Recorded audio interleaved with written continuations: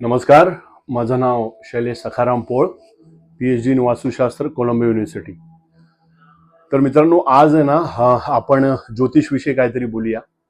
तर मी येणाऱ्या ह्या आगामी 2 वर्षामध्ये काय काय गोष्टी काय काय घडणार ते पण प्रत्येकाच्या कुंडलीच्या लग्नाप्रमाणे त्या काय काय घडतील हे थोडेसे मी तुम्हाला आज टिप्स देतो.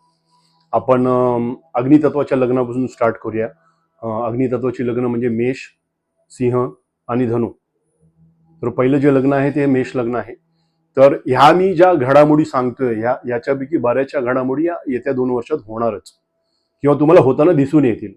तर समजा कोणाचं मेष लग्न असेल तर ज्यांचं मेष लग्न आहे त्यांना अनवॉन्टेड एक्सपेंडिचर, अनएक्सपेक्टेड एक्सपेंडिचर आणि अननेसेसरी एक्सपेंडिचरचा काळ आहे.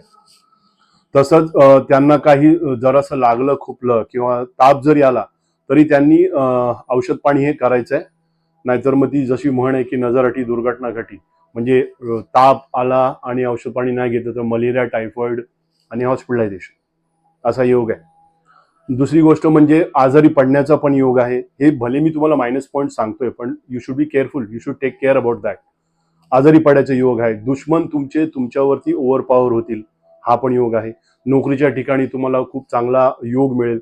परदेशात जी लोक आहेत कामाला किंवा असतील किंवा जाण्याचा प्रयत्न करत असतील तर हा जो येणारा काळ आहे 2 वर्षाचा त्यांच्यासाठी हा अतिशय उत्तम काळ आहे.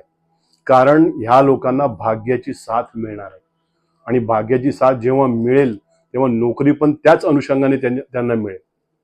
ह्या काही घडामोडी आहेत ह्या आगामी येणाऱ्या 2 वर्षामध्ये.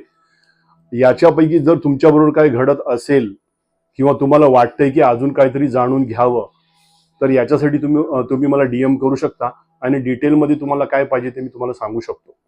हे एक तुम्हाला शॉर्ट समरी दिली असं समजा. अजून एक पॉइंट म्हणजे सांगायचं झालं तर जसं मी तुम्हाला बोललो की भाग्य उदयाचा काळ आहे.